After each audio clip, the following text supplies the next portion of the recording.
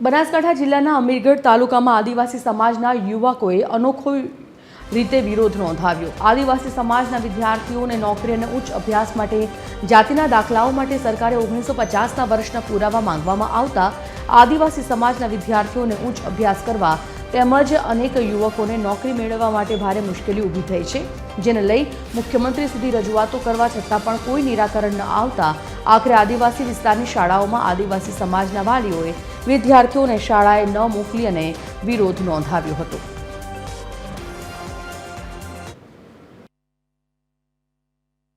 શાળામાં બાળકોના મોકલવાનું કારણ અમારું એ જ છે કે આજે જે બાળક ભણે છે આવનારા સમયમાં જો એ બાળક જો આગળ જઈને નોકરી લાગે કે આગળ અભ્યાસ કરવો હોય તો એમને નોકરી લાગે તો એમના માટે 1950નો પુરાવો માગે। જો આજથી 75 વર્ષ પહેલાંનો પુરાવો કોના જોડે હોય?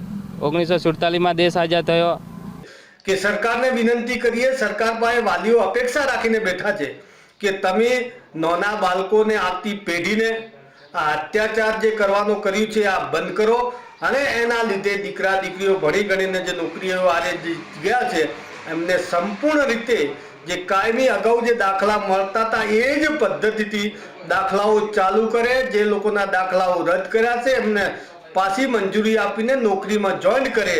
બનાસકાંઠા જિલ્લામાં જે દાતા અમીરગઢ પંથકમાં જે આદિવાસી સમાજને જે જાતિવાદીના દાખલામાં જે તકલીફ પડતી તેને લઈને આજરોજ અનોખો પ્રકારનો વિરોધ કરવામાં આવ્યો છે। જો કે અમારી ટીમ અત્યારે પહોંચી છે અમીરગઢ તાલુકાના રામપુરા ગામે જે એક પ્રાથમિક શાળા છે। આ પ્રાથમિક શાળામાં 1 થી 8 ધોરણ છે। આ એકે પણ વિદ્યાર્થી આજે આવ્યા નથી। જો કે જે રીતે વાત કરવામાં આવે તો આદિવાસી સમાજ જે લોકોને જે જાતિવાદીના દાખલાની જે તકલીફ પડતી તેને લઈને આજરોજ વાલીઓ દ્વારા વિદ્યાર્થીઓને રજા રાખવામાં આવી છે। જો કે શાળામાં જે શિક્ષકો તો આવ્યા છે પણ વિદ્યાર્થી નથી આવે એટલે ક્યાંક ને વિદ્યાર્થીનું પણ શિક્ષણ બગડ થયું હાલ તો લાગે। જો કે આદિવાસી સમાજ અનેક વાર કલેક્ટર તથા વહીવટીતંત્રને રજૂઆત કરી છે આ જાતિના દાખલાને પણ એમની તકલીફનો કોઈ સોલ્યુશન ના આવે તેને લઈને આજરોજ અનોખો પ્રકારનો વિરોધ કરવાનો। જો કે આજે 1 થી 8 ધોરણની શાળા છે। આ શાળામાં 300 થી પણ વધારે શાળામાં એક પણ વિદ્યાર્થી આવ્યો એટલે ક્યાંક ને ક્યાંક વિદ્યાર્થીનો પણ અભ્યાસ અત્યારે તો બગડી જાય। જો કે આજ નહીં અમીરગઢ હોય દાંતા પંથકમાં બધી જ શાળાઓ જે આદિવાસી સમાજની જે શાળાઓ શિક્ષક જે વિદ્યાર્થીઓ છે એક પણ આજે શાળામાં વિદ્યાર્થી આવે તો ક્યાંક ને ક્યાંક વિદ્યાર્થી પણ પોતાનો અભ્યાસ બગડી એવું હાલ તો લાગી રહ્યું છે। વિક્રમ ઠાકોર, ટીવી 18 હકથી ગુજરાતી, બનાસકાંઠા।